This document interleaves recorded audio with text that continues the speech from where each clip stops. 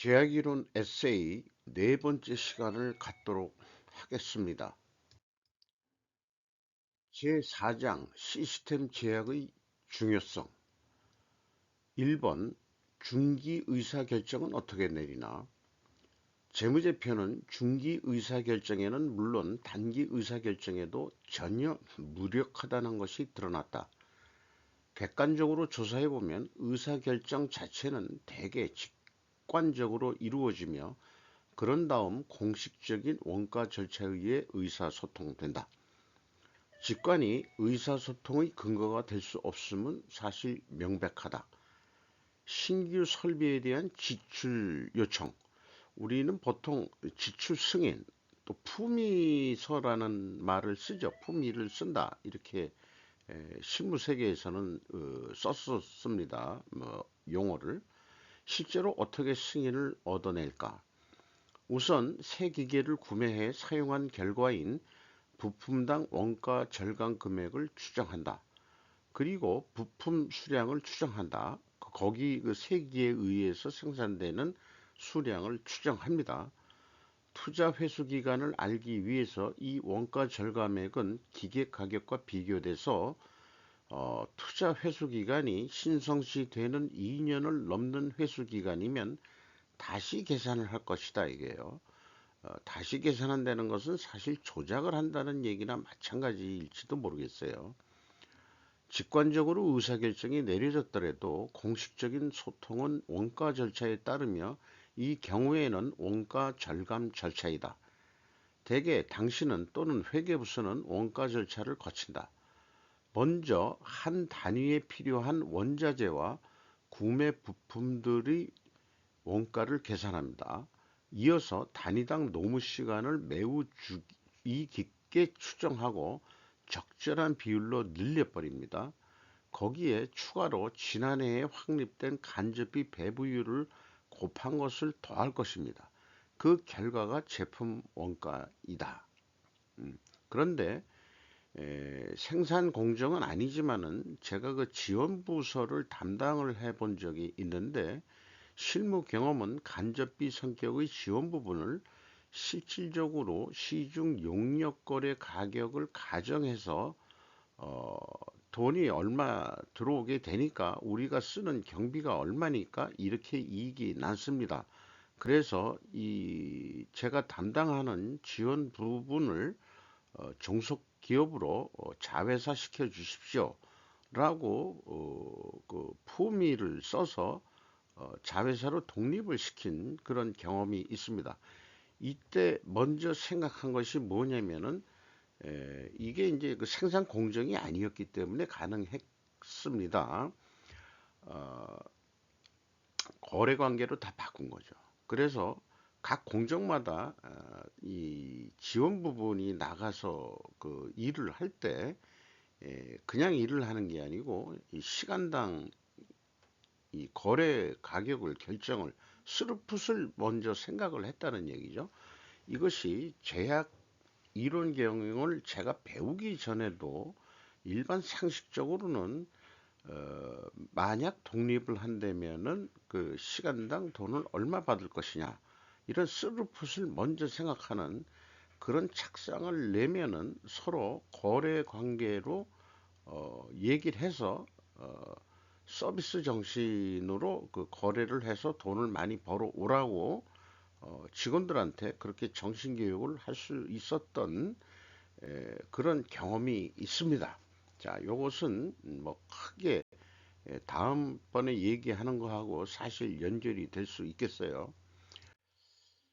어, 이 재무의 두 세계 모든 것이 원가 회계에 관련된 원가 절차는 중기 의사결정을 소통하는 주된 공식 방법이었다.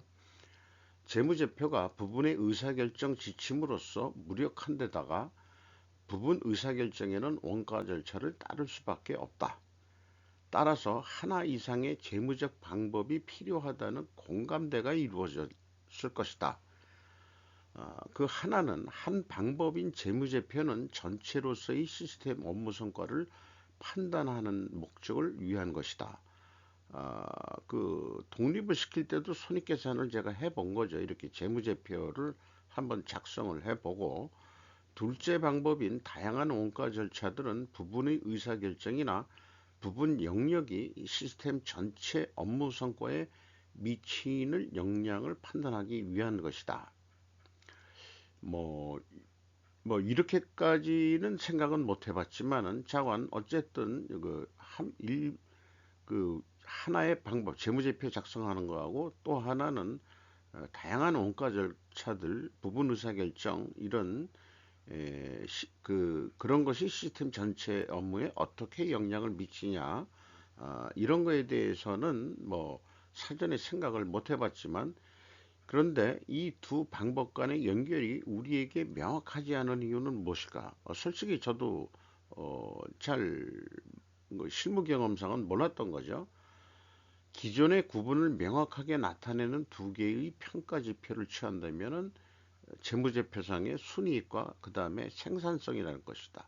그래서 여기에서 순이익은 재무제표 세계의 거시적 표현에서 취한 것이고 생산성은 원가절카 세계인 구성요소 수준의 미시적 표현에 속한다. 이렇게 이제 정의를 내릴 수 있다는 거예요.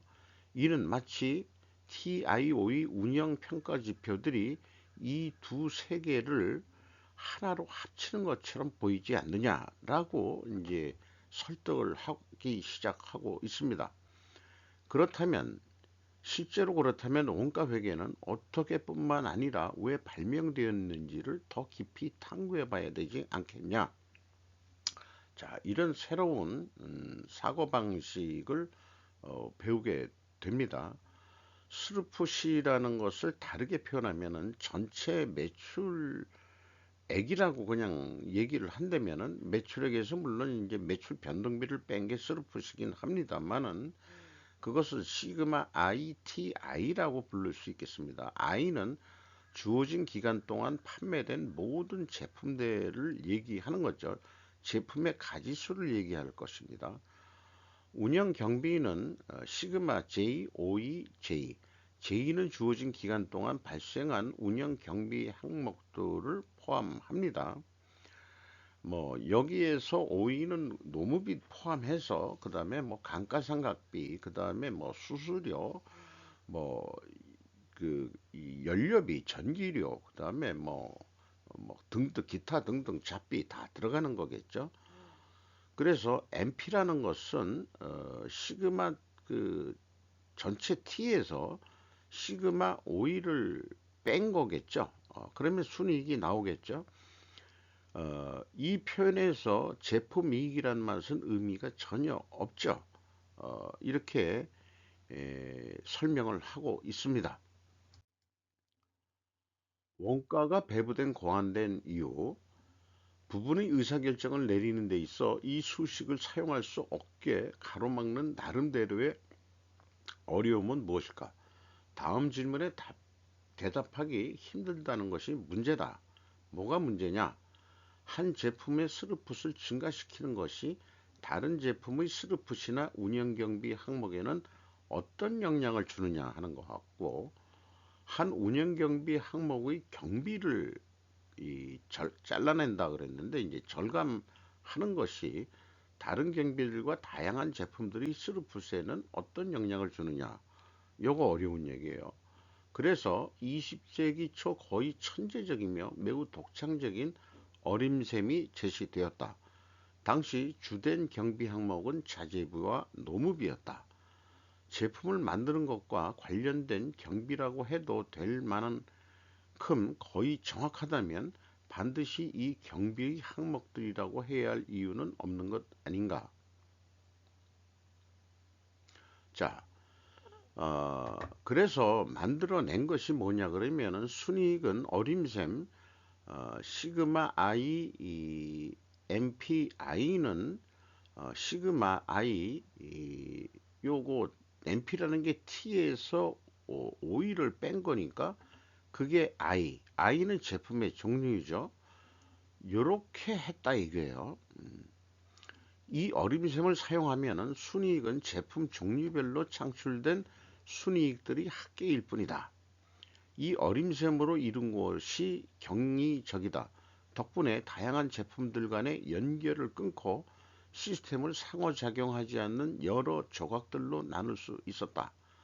뭐 사업 부문을 제품을 한 공장에서는 A를 만들고 한 공장에서 B를 만든다고 그러면은 공통적인 비용들이 제품 I로 이렇게 이 어림셈으로 해버리게 됐다 이런 얘기죠. 그러니까 비교적 쉽게 의사결정을 내릴 수 있었다 이런 얘기예요. 고용 등 작업자 수에 비해 제품별 생산 수량이 아주 컸고 다른 경비들이 기본적으로 무시할 만한 환경에서는 옛날에 노동지기박적이고 뭐 또 자동화가 많이 안 되고 간접비가 많이 안 들어가는 그런 그 생산 현장 환경에서는 매우 유효하고 강력한 어림셈이었던 거죠. 제하기로는 위와 같은 조건이라도 그 어림셈은 생산적 능력에만 유효하며 무시해서는 안 될 보호 능력에는 그렇지 않다고 주장합니다. 그런데 이 보호 능력이라는 것이 아직 충분히 그 정의되지 않았으므로 이 논의는 좀 뒤로 미룬다 이렇게 표현했는데 이 보호 능력을 그 미리 좀 말씀드리면은 어떤 한 공장의 그 캐파가 100이라고 한다면은 100가지 속된 말로 100가지 돌리면은 그 기계가 고장 날 확률이 매우 높아집니다. 어느 정도 엔지니어들은 이것을 그 체질적으로 알고 있습니다. 그래서 공장을 설계할 때도 예를 들어서 생산 목표량이 예를 들어서 그것을 감안해 가지고 100개를 만들어내는 그런 생산 캐파 시설을 만드는 게 아니고 거기다가 보통 20% 얹어 가지고 넉넉하게 이렇게 그 설비를 좀 키웁니다. 그래서 한 20% 정도는 보호 능력을 가져가려고 심리적으로 그렇게 왜냐하면 나중에 그 이 설비가 고장 나고 뭐 하면 생산이 좀 어렵고 생산이 그 끊기고 하니까 경험상으로는 설비 캐파를 그 이 설계할 때 좀 더 약간 크게 한다. 이런 것들을 보호 능력이라고 일단 이해하시면 될 것 같아요. 4. 제거되어야 할 다른 용어들. 시그마 ITI 빼기 시그마 JOE 이 J를 어림셈 시그마 I 가로 열고 T 빼기 OE 가로 닫고 I는 제품의 종류, J는 경미 항목을 말한다. 이 J를 결국은 I로 다 대체한 꼴인 거죠. 제품의 종류로 이게 무슨 얘기냐? 바로 한 제품에 배부하는 원가, 운영 경비라는 것을 깨닫는 데는 긴 시간이 걸리지 않는다. 여기 우리 오랜 친구인 원가 배부가 여기서 나온 것이다 이런 얘기예요. 원가 배부 메커니즘이 대체되어야 한다는 결론에 따라 위의 어림셈을 버려야 한다는 의미이다. 따라서 되돌아가서 부분의 의사결정을 위한 명백한 노골적인 순이익 수식을 사용하는 어려움을 극복하기 위해 또 다른 대답을 찾아야 한다. 버려야 할 용어 하나는 명백하다. 제품 I로 인한 운영 경비인 O의 I는 존재하지 않는다. 그저 잘못된 어림셈 뿐이다. 배부하지 말아야 된다 이런 얘기죠. 제품 원가라는 용어를 폐기해야 한다는 것을 수용할 수 있겠느냐. 그런데 제품 원가, 제품 마진, 제품 이익이란 용어도 그렇다. 이미 현실의 일부가 되어서 실제가 아니라 생각의 창작물이라는 것을 인정하기가 어렵습니다. 생각의 창작물일 뿐인데 실제가 아니고 그래서 코스트는 세 가지 의미가 있으므로 말할 것도 없이 위험한 것은 제품 원가의 인위적인 함축이다. 코스트 단어의 사용을 일체 단념하고 잘못된 배부 어림셈으로부터 전환하는 시간을 줄이는 것이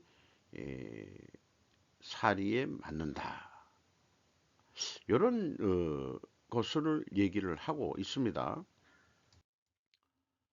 배부 메커니즘이 순이익 수식의 어려움을 피해 가려고 도입된 반면, 그런데 투자 회수율에는 직접적인 주의가 기울여지지 않았다는 점은 유의할 만하다.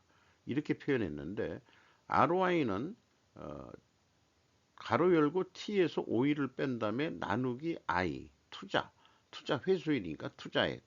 요거가 이제 이 연간 뭐 전체로 본다 그러면 시그마 ITI 빼기 시그마 JOE 빼기 JOEJ 가로 닫고 나누기 이 시그마 KIK인데, 이 K는 투자의 모든 항목을 말한다. 여기에서 우리가 뭐 다른 이 설비 이런 거 아니래도 자재 하나만 생각을 해보자. I가 인벤토리니까 K를 I에 관련 짓는 것이 어렵기 때문에 그 자재 재고에 자재의 변화에 대해 조금밖에 기울이지 않은 현재 상황이 초래되었다. 신규 설비를 구입하는 것과 같은 투자의 중요한 변화를 나타내는 의사결정에서도 대개 전혀 고려치 않게 되었다. 이런 얘기를 제가 이해하는 용어로 다시 좀 얘기를 해보면은, K투자의 모든 항목을 I 모든 제품의 종류에 관련 짓는 것이 어렵다는 얘기다. 투자 결정할 때 자재 인벤토리를 전혀 고려치 않게 되었다는 의미다. 이렇게 이제 다시 고쳐 이해를 해 봤습니다. 5번 원가 배부의 대체 방안. 지난 기간이나 여러 기간에 걸쳐 계산된 간접비 배부율을 평가되었거나 추정된 단위당 직접 노력에 곱할 것이다. 자재비와 함께 이 결과는 제품 한 단위를 생산하는 원가, 즉 O의 I가 될 것이다. 마진이 음수이거나 작기만 해도 그 제품은 싸움에 진 개다. 잘라내고 싶은 유혹은 아주 크다.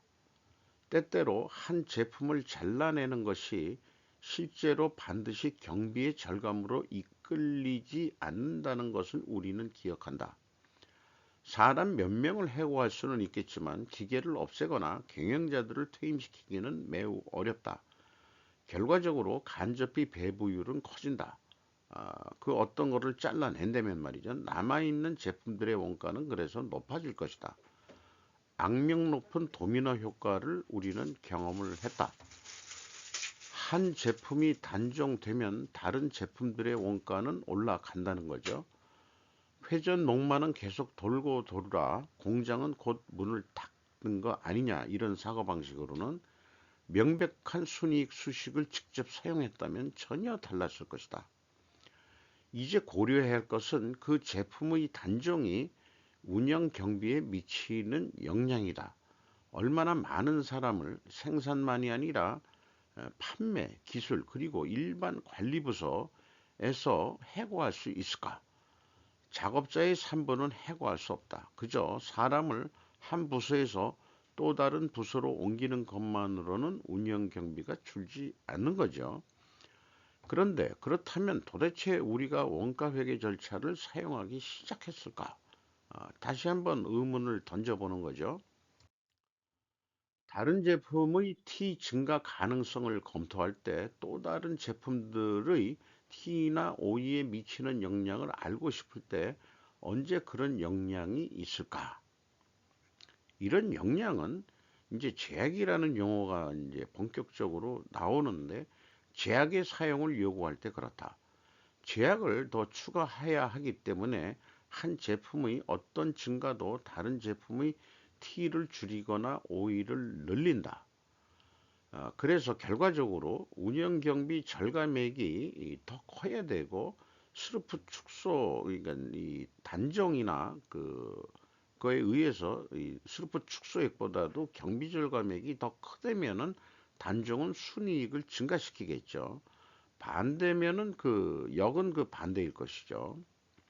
그러니까 스루프 축소액이 더 크고 운영 경비 절감액은 작다면은 순이익이 더 내려갈 내려가는 것이 되겠죠.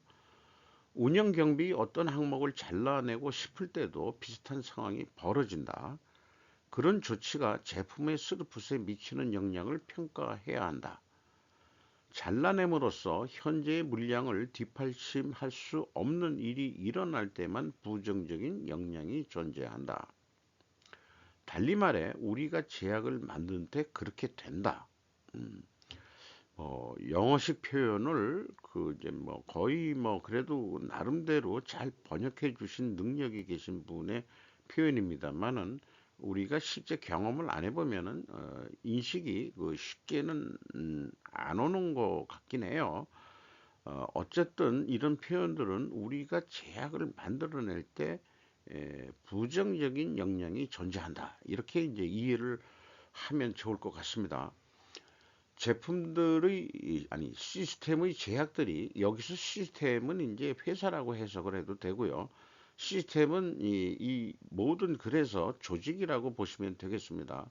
시스템의 제약들이 영향을 받을 때에만 트레이드 오프가 존재한다는 것을 알 수 있다. 따라서 제약들과 운영 평가 지표의 원인과 결과 관계를 이해한다면은 자, 원인과 결과라는 용어가 또 나옵니다.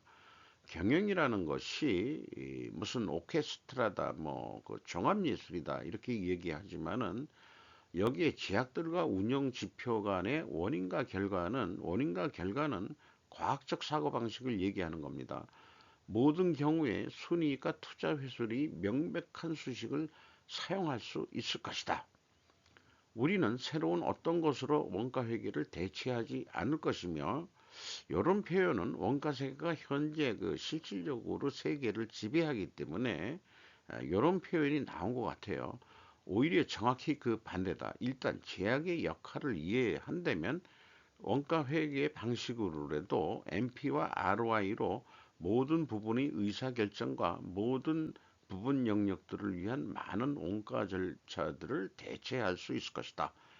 그걸 솔직히, 근데 이 표현은 원가 회계 사고방식으로는 사실은 생각하지 않겠다. 이런 표현인 거죠. 음, 다만 대립적인 표현을 약간 자제한 것 같은 그런 저는 개인적으로 그런 느낌이 듭니다. 어떤 시스템이든 제약의 수는 분명히 관리 가능한 수다 이렇게 얘기를 하고 있어요. 그래서 이 나중에 뭐 다른 데하고 다 연결되겠지만은 미리 그 사장에서 경영자 관심 지표와 운영 평가 지표 간의 관계를 제가 그림으로 소개를 해 드리는 바입니다. 경영자 관심 지표는 순이익과 투자 회수율, 그 다음에 현금 흐름이 있고, 운영 평가 지표는 스루풋 재고 운영 비용인데 TIOE로 관리 회계를 지금 하고 있는 거죠. 이런 것들이 다 연결이 된다 이거예요. 그러나 재고는 스루풋과 운영 비용의 이중으로 영향을 미친다는 거죠.